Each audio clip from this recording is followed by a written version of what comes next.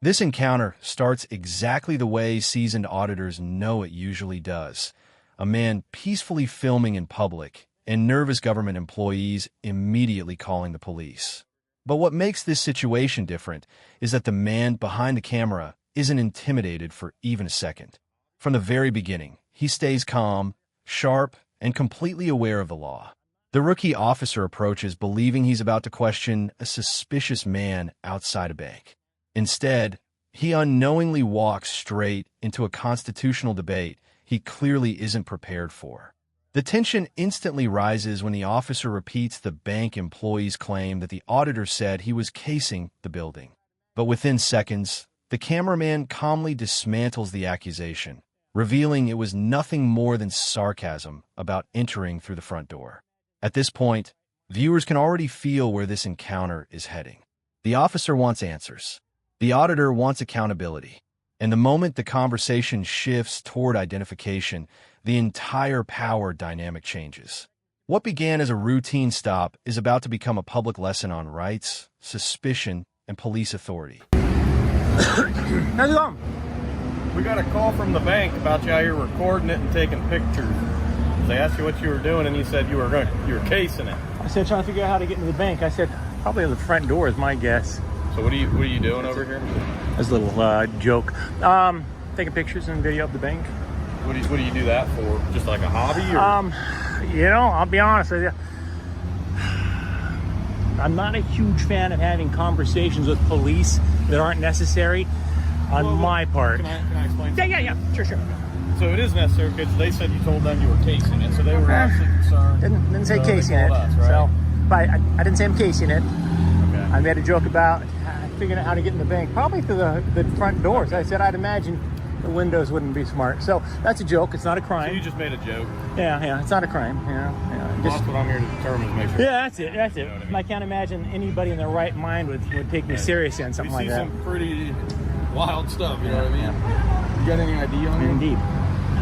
Do you suspect me of committing a crime? That's what I'm trying to determine. You can't determine whether you suspect me of committing a crime without my You're ID? required to identify yourself to a law enforcement officer, okay? So you're saying that I'm required to identify myself if a law... This is the exact moment where the encounter escalates from casual questioning into a legal showdown. The officer asks for ID, expecting compliance like he probably gets from most people. But the auditor immediately flips the pressure back onto him with one simple question: what crime do you suspect me of committing? And suddenly, the officer starts struggling. Instead of articulating a crime, he leans on vague phrases like suspicious activity and people called. But the auditor doesn't let him dodge the issue. He keeps steering the conversation back to the legal standard the officer must meet: reasonable, articulable suspicion. The tension here becomes incredibly sharp because the officer is trying to maintain authority while clearly realizing he's dealing with someone who knows the law inside and out. Every attempt to justify the ID demand gets challenged instantly. The officer tries to imply that filming near a federal building could justify suspicion, but the auditor calmly reminds him that photography in public is protected activity. This segment is where viewers begin realizing the officer may have walked into a fight he cannot legally win. If a law enforcement officer asks in Ohio... In this situation, I'm here investigating this, okay? So what crime do you suspect me of committing? Well, it's suspicious activity. You're trespassing, those sorts of things. I'm trespassing? If you were, okay? You were on their property over there. I am not. It is my understanding. It is my understanding of Ohio law, unless you have reasonable and articulable suspicion of a crime that I have either committed or I'm about to commit or whatever. I mean, just me standing here taking pictures of a bank is not... Well, your statements to them. Cause... Yeah, figure out how to go through the front door. Yeah. Well, that's not what they told us. Oh, well. So I got to go by their end. Will you talk to them? Yeah, I generally just don't, unless I'm suspected. Do this for a hobby, though? That's it. And I really don't like to talk with the police. I get it. I'm not trying to... And it's nothing against you personally. I mean, you seem like a nice guy. It's just that, with these guys, they make one little comment and they take it and they twist it into, in today's world, though, you just never know. Yeah. He just doesn't want to identify himself. Yeah, I'm just not a fan of identifying when I haven't committed a crime, so. All right. I love it. He said I had to identify myself. Is that not true? All right, there you go. All right, so I do not have to identify myself. Hey, question for you. Yeah. One second, I'm gonna get something out of my bag. It's not a weapon. I have no weapons on me. I believe you. All right, so. At this point, the entire interaction shifts. The officer is no longer confidently investigating. He's now defending his own actions. The auditor methodically explains that merely being in a public place with a camera does not create reasonable suspicion of a crime. What makes this section powerful is how controlled the auditor remains while dismantling the officer's logic piece by piece. He explains that police cannot simply demand identification because someone makes them uncomfortable. He even references Homeland Security guidance protecting photography around federal buildings, showing a deeper understanding of constitutional rights than the officer himself appears to have. The rookie officer keeps attempting to justify the stop with phrases like, "We got calls," and "We're just trying to see what's going on," but the auditor repeatedly redirects the conversation back to legality, not feelings. Then comes the major turning point. The officer quietly admits the man does not actually have to identify himself. That single moment completely changes the balance of power. The audience can now see the officer beginning to retreat from his earlier claims, while the auditor grows even more confident. I love the train. Woo! Yeah. That's so damn noisy. Okay. Hold on. Once he's finished in there, we'll Yeah, get out of your hair, okay? Sure. What, Are you just like taking, I know there's a lot of old buildings down here. Yeah, no, but okay, so I was gonna grab my thing here. Okay. What's your name? Can I at least know your name so I know who I'm talking I to? can tell you. My name is actually Mike. I'm with KULT News. Where's that The at? first thing, Officer Kelly, I'd like to ask you why you claimed that I had to show you my ID. Because I'm here investigating. That's not true, though. I don't have to show you my ID if you have no reasonable and articulable suspicion of committing a crime. To get a name, No, I date of don't. birth, and No, I don't. Not unless you suspect me of committing a crime. Look up failure to disclose information. You have to suspect me of committing a crime. So you're gonna walk away today without knowing my name. Are you gonna arrest me because I didn't give you my ID? Because I'm here what they gotta say. So I haven't committed a crime, but so you think I have to give my name, date of birth, and everything if I haven't committed a crime?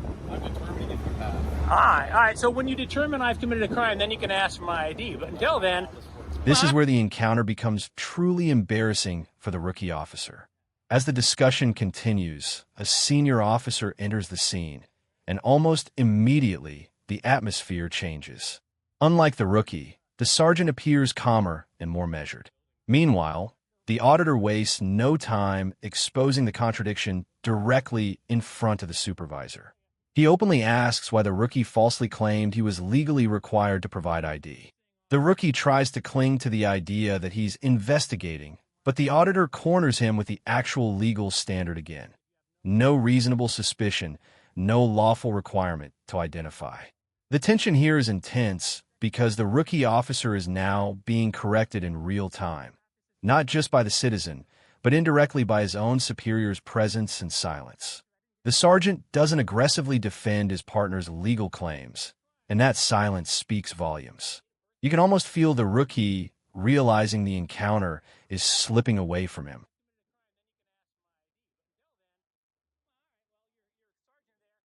well, all right. Well, your sergeant there, I think told you that is how it works. So, are you under the impression as well, officer, that I have to give you my ID when I haven't committed a crime?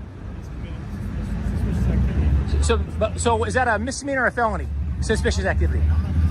All right. So go ahead and bounce. I will dismiss you without further argument, Officer Kelly. I know. I'm just saying. But here's where I'm at with it, okay? Yeah. Is they say it was just odd, so I'm not pushing it, okay? If you don't want to tell me your name, don't, okay? Oh, you said I have to, though. So do I have to give you my ID or don't I'm not I? going to push it today because... So you're just a nice guy. Or you're full of shit and I don't have to give you my ID. And you said that hoping I wouldn't know my rights. Unfortunately for you, I do know my rights. That's not the case. Well, you're wrong. I don't have to give you my ID. That's exactly what you said. Investigating. I don't have to give you my ID when you're investigating. I have committed no So crime. here's what I encourage you to do. This segment is the complete collapse of the officer's authority. The auditor relentlessly but calmly forces the officer to confront the contradiction in his own statements. The rookie first insisted ID was mandatory, but now suddenly says he's not going to push it. That's when the auditor lands the devastating line.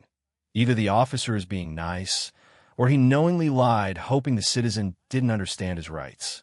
and the officer has no real response.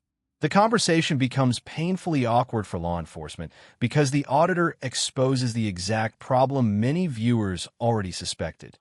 The officer attempted to use authority and confusion to pressure compliance without lawful grounds.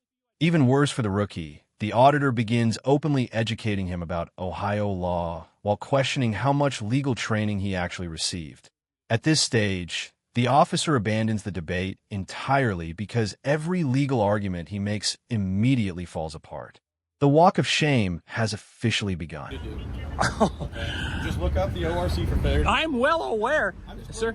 Sir, how much time did you spend in law school? You have a good day. Wait, 6 weeks of training in police force? More than that. All right, well, not enough if you think I have to show you my ID. Have a good day, sir. All right. You have a good day. Thanks for trying to violate my rights. You're unsuccessful today. Yeah, I have to show you my ID, yet I didn't. Yet I didn't show you my ID. Isn't that weird? You said I have to, but yet I didn't. Do you violate everybody's rights in this town? Did the police try to violate everybody's rights in this town, or is it just me? Have a good day. Yeah, go on. Bounce. I will dismiss you without further argument. I'm not arguing. I know. Knock yourself out, Chief. See ya.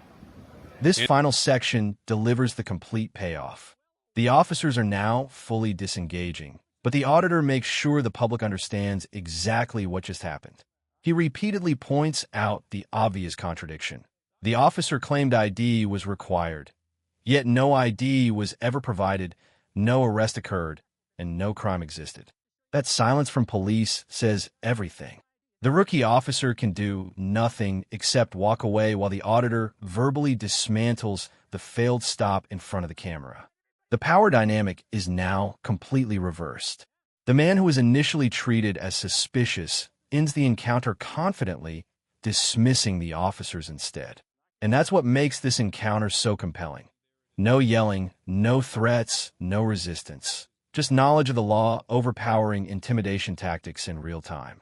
By the end, the officers leave embarrassed, corrected, and unable to justify their actions, while the auditor stands exactly where he started, peacefully exercising his constitutional rights in public.